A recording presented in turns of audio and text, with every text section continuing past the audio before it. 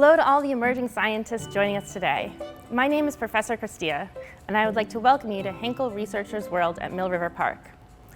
Henkel Researchers World is a STEM education program designed to explore the fascinating world of science and spark your curiosity by putting you in the role of an actual researcher. Today we will conduct a short series of experiments to learn about recycling and more. In the next 20 minutes, we'll be exploring how to identify and separate plastics. Now, I'd like to hand it over to my colleague, Professor Trent, who will guide you through the experiment. Hi, I'm Professor Trent. Did you know that there are 7 different types of plastic in the world that you interact with in your life every single day? Well, today we're going to be exploring what those different plastics are and how we can use the concept of density to maximize our ability to recycle them and reuse them and help protect the environment. There are 7 types of plastic, and I have them here on the table in front of me. But before we get started, I want to go through what you'll need to do this experiment at home. I have 2 containers of water, but to do this experiment, you only need 1. Preferably, it should be taller and skinnier instead of short and fat. It'll work better if it's more similar to this type of container. You'll also need something to stir with. Make sure it's tall enough to reach the bottom of your container. You're going to need a spoon, as well as something to change the density of the water. So I have a bowl of salt. Sugar would work as well. Whatever you have at home is fine. Density is a measure of mass to volume. Now, what does that mean? In other words, you could think of it as the thickness of a liquid. Something like syrup is more dense than a liquid like water or soda. Well, what we're going to be doing today is starting with regular water and adding salt to increase the density. And as we do that, it'll create the ability for some of these plastics to float. So think about a trip you've taken to the beach where you've gone in the ocean. The ocean is salt water. It already has salt in it. You can float much more easily in that saltwater ocean than you can in a pond or in your pool because the salt in that water helps you float. You're going to see that today demonstrated in our experiment.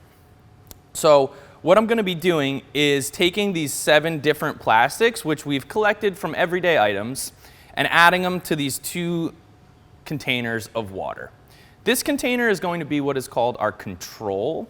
In other words, we're not going to add our experimental variable to this container. We'll be able to see what happens if you don't add any salt to change the density. This container we will be adding salt to, and we'll watch what happens to the plastics in this container compared to the plastics in our control container. So we've prepared examples of 7 different types of plastic that you can find in your daily life. There are many, many items that we use that are made from plastics, and we've chopped them up into small pieces to make it easier. If you decide to do that as well, please get a parent to help you so that you don't hurt yourself. Let me show you how to identify what types of plastics you have so that you can look around your home and find some for this experiment. The first one I have here in my pocket is a produce bag that you would get from the grocery store when you're purchasing fruits, vegetables, something like that. If you look here on the bag, you'll see a recycling symbol with a number inside of it.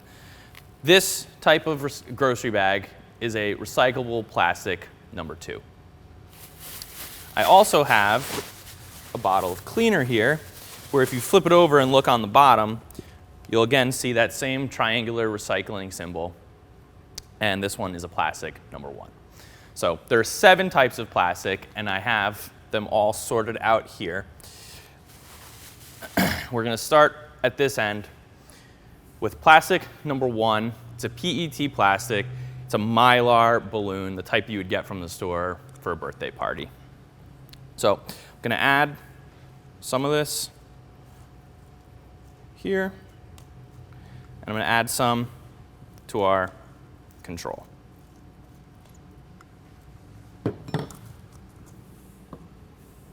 This is going to get messy. Here I have another type of plastic, number one, a PETE plastic. This is from a lemon juice container. You've probably seen them in your fridge. They're shaped like little lemons. So we're going to add a couple of these. And we'll add some here.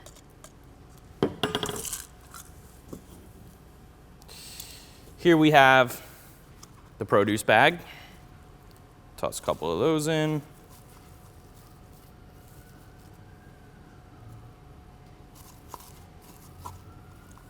I'm just going to stop for 1 second and here.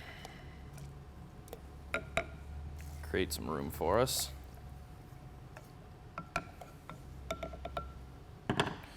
Here we have a plastic number 5. These are the little rings that are connected to bottle caps when you open a bottle of soda. And speaking of soda, here we have another type of plastic number 5. This is straw.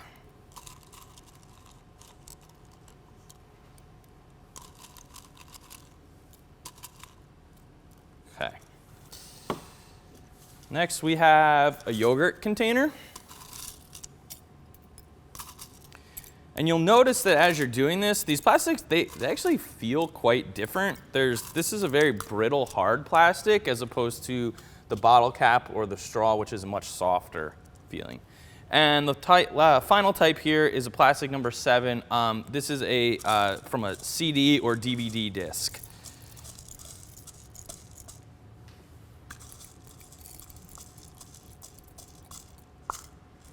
Okay, so we've now created this mess of all different types of plastic. And remember, this container here is going to be our experimental container, whereas this container is going to be our control. So I will not be adding any salt to this container, changing the density.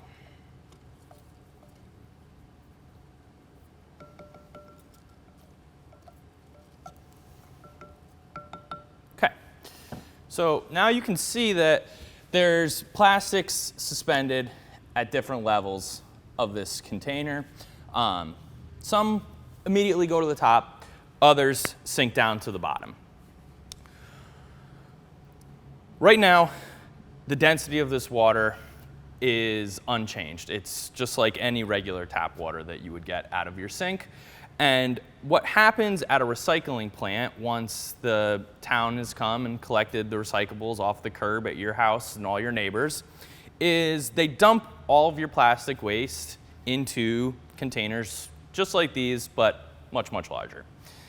And they're going to increase the density of that water slowly by doing something like adding salt, like we're about to do. And what's going to happen is you will see different plastics suspended at different levels of the container once the density changes. By doing that, they're able to sort them out because you can only recycle plastics with the same number and type of plastics. We cannot recycle these type of plastic number 7 together with these plastic number 2. They're made with different ingredients, they have different things in them, and so we need to make sure that we sort them according to the type of plastic they are. So when you're ready, take your salt, this is just a regular tablespoon, and we're gonna begin by adding 2 big scoops. Now, if you use slightly warm water, it'll make it easier for the salt to dissolve. You won't have to stir it quite so much. So we used some nice warm water here. And we'll just give it a few seconds of stirring, and we'll see if anything changes.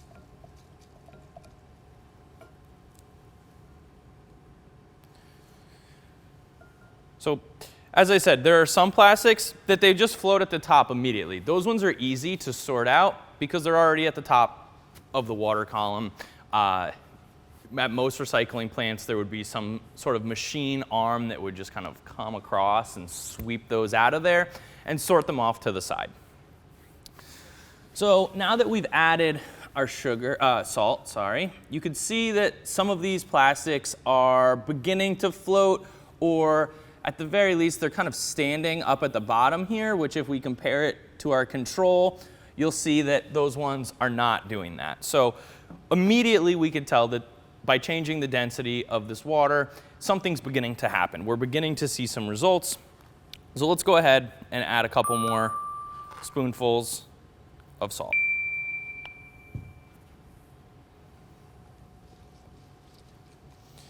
Again, we'll give it a good stir. We want to make sure that that's not just clumping up at the bottom.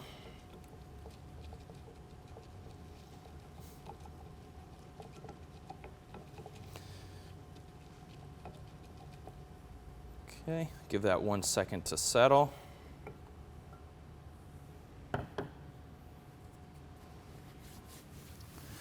So now you can see things are really starting to move in there. It looks like these lemon plastics are beginning to float up to the top, and we're also seeing the bags suspended in the middle of the column.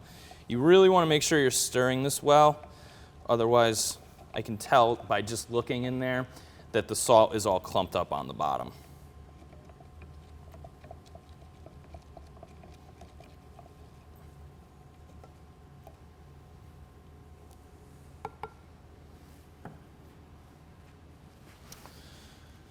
Once that stops spinning, we'll see what happens. It looks like pretty much all of the purple number 6 plastic, which was, again, our yogurt container, you could see in our control stayed on the bottom.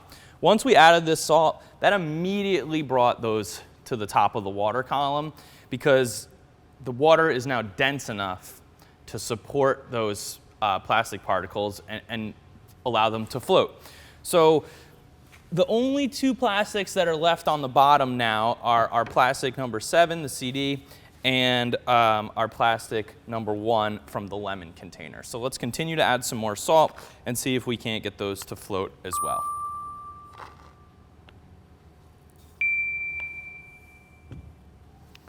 Now in a recycling situation, there would be machinery that would be able to reach into this tank at various depths. It wouldn't only need to scrape items off the top, but it could go in the middle of the water column or even down at the bottom to collect various types of plastic. What the key is that we want the different types to separate at different levels, and that makes it easier to sort them and harvest them independently.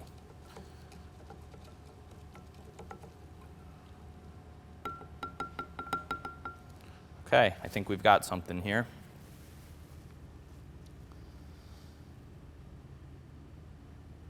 We'll let it settle, and it looks like these plastic number 7s are really beginning to float. There's a couple pieces that are still tangled in with our yellow plastic number 1 down at the bottom, but I think we're very close to getting those 2 to separate. So we're going to add in just a couple more heaps here and see if we can't get those 2 to raise.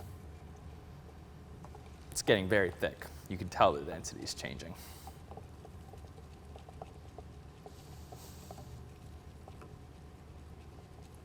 You could probably even see on the screen that the color of the water is beginning to change because there's now so much salt in this container, whereas our other container is still pretty clear.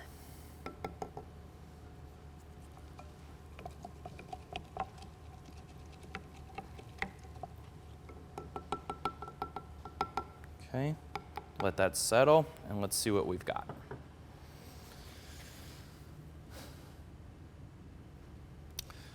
So you can see that the plastics number 7, the CD pieces, are really all pretty much floating up to the top now.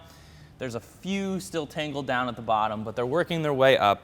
And what we're left with is just this yellow plastic number 1 down at the bottom, which can be easily separated and collected independently from the rest of these plastics.